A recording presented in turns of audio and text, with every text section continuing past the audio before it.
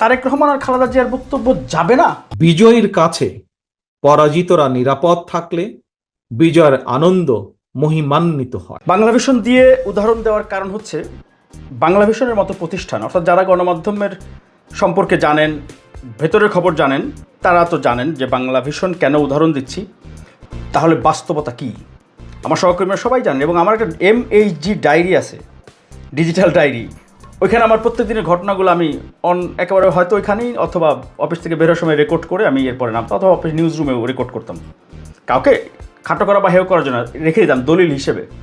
প্রিয় দেশবাসী, এমন বাস্তবতায় দেশের রাজনীতিতে প্রতিহিংসার সংস্কৃতির বাইরে উদারনীতির দৃষ্টান্ত স্থাপন করা বাক্যটি ছিল বিএনপির ভারপ্রাপ্ত চেয়ারম্যান তারেক রহমান। বিজয়ীর কাছে পরাজিতরা নিরাপদ থাকলে বিজয়ের আনন্দ মহিমান্বিত হয়। 30 ডিসেম্বর 2024 বছরের আলোচিত যেই বক্তব্যগুলো রাজনৈতিক নেতাদের আলোচিত উক্তি, সেইটার একটা অ্যাসাইনমেন্ট আমাকে দেওয়া হয়। রিপোর্টটি প্রচার হয় 30 ডিসেম্বর 2024 বাংলাভিশনে। সেই রিপোর্টে আলোচিত বক্তব্যের একটা তালিকা আমি করি এবং সেই তালিকা অনুযায়ী সেখানে শেখ হাসিনা বা ডক্টর ইউনূস এবং অন্যান্য মন্ত্রীর যে আলোচিত বক্তব্যগুলো, সেখানে আমি বেগম খালেদা জিয়া এবং তারেক রহমানের নামটাও লিখেছিলাম আলোচিত বক্তব্যের জন্য। বাংলাভিশনের বারান্দায় 16 তলায় তখন ডেপুটি হেড অফ নিউজ ওই সময় যিনি ছিলেন, চিফ রিপোর্টার যিনি ছিলেন, ডেপুটি চিফ রিপোর্টার, 3 জন বারান্দায় বসেছিলেন, আমাকে ডেকেছিলেন।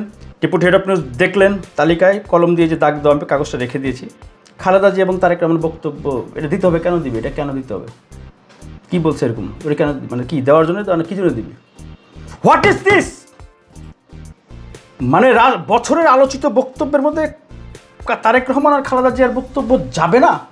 বাংলাভিশনের নিউজ বিভাগের ধারায় মিরাজ হোসেন গাজীকে এই নির্দেশনা দেওয়া হয়েছে।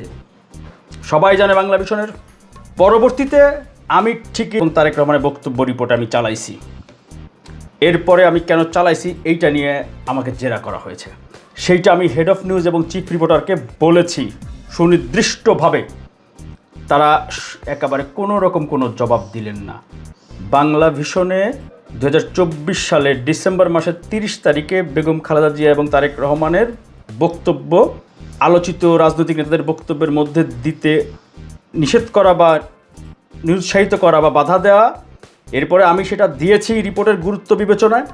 তারপরে সেই কেন দিয়েছি এইটা নিয়ে আমাকে জেরা করা হয়েছে, আমাকে ভৎসনা করা হয়েছে। পরবর্তীতে আমি হেড অফ নিউজ এবং চিফ রিপোর্টারের কাছে সুনির্দিষ্টভাবে বলেছি, কেউই এটা নিয়ে ন্যূনতম কোনো রিয়াকশন পর্যন্ত দেখায় নাই। এইটা ছিল বাংলাদেশের গণমাধ্যমের বাস্তবতা। নির্বাচনের আগে ভুলা যাবেন না, আমাদের বাঙালি মুসলমানদের স্বভাব তো আছে, আমরা স্মৃতিশক্তি দুর্বল, আমরা ভুলা যাই।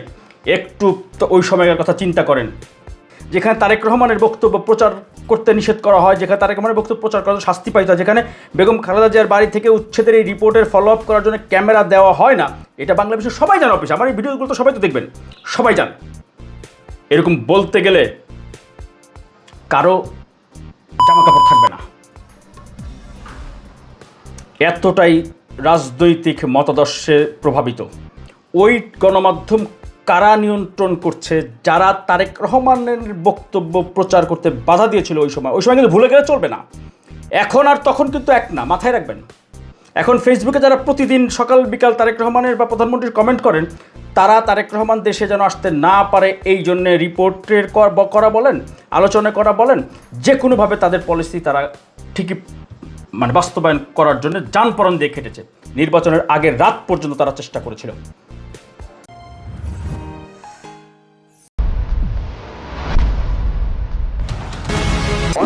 সময় যেভাবে বিএনপিকে মিডিয়া ট্রায়ালের সম্মুখীন করা হয়েছে, যেখানে বর্তমান প্রধানমন্ত্রী নিজেই ক্ষতিগ্রস্ত। এবং আশ্চর্যের বিষয় হচ্ছে ফ্যাসিবাদ মুক্ত বাংলাদেশেও মিথ্যা খবর সংঘবদ্ধভাবে শিরোনাম করে সংঘবদ্ধ অপপ্রচার এবং অপকৌশল দৃশ্যমান। 24 জুলাই গণ অভ্যুত্থানের পর থেকে শুরু করে 12 ফেব্রুয়ারি নির্বাচনের আগের রাত পর্যন্ত বাংলাদেশের গণমাধ্যমগুলোর বিস্ময়কর ভূমিকা রূপকথাকে যেন হার মানাবে। নতুন কৌশলে, নতুন পদ্ধতিতে সংঘবদ্ধভাবে গণমাধ্যমগুলো যেই অপপ্রচার এবং সংঘবদ্ধভাবে ইতিবাচক সংবাদ ব্ল্যাকআউট করছে, তা রীতিমতো মিডিয়া কু বলা চলে। পরিবর্তিত পরিস্থিতিতে মূলত মিডিয়া হাউস বা মিডিয়া প্রতিষ্ঠান দিয়ে নয়, গণমাধ্যমের সম্পাদকীয় নীতি ও মাঠ পর্যায়ে গুরুত্বপূর্ণ বিটে রিপোর্টিং নীতিকে ব্যবহার করা হয়। এই কৌশল দীর্ঘমেয়াদী পরিকল্পনার কারণে নিখুঁতভাবে বাস্তবায়নও করা যায়। আরেকটি কৌশল ছিল সংঘবদ্ধ শিরোনাম। একসাথে বেশ কয়েকটি গণমাধ্যম যদি একই ধরনের শিরোনাম করে, ঘটনা ঘটেছে এক, কিন্তু সংবাদ মাধ্যমগুলো শিরোনাম করেছে বা খবর প্রকাশ করেছে, প্রচার করেছে ভিন্ন। এতগুলো গণমাধ্যম একসাথে একই নিউজ করেছে, সেটি তো নিশ্চয়ই মিথ্যা হতে পারে না, বা সেখানে সন্দেহ করার মানসিক সাহস বা শক্তিটুকুই তো থাকার কথা না। উদ্বেগ এবং আশ্চর্যের বিষয় হচ্ছে ফ্যাসিবাদ মুক্ত বাংলাদেশেও বর্তমানে বিএনপির বিজয় ঠেকাতে সংঘবদ্ধ অপপ্রচার এবং অপকৌশল দৃশ্যমান হতে শুরু করে।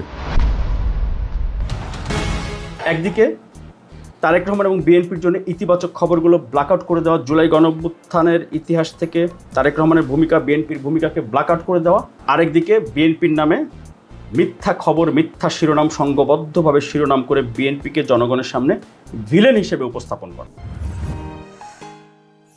আপনারা দেখছেন ওপেন মিডিয়া সেল।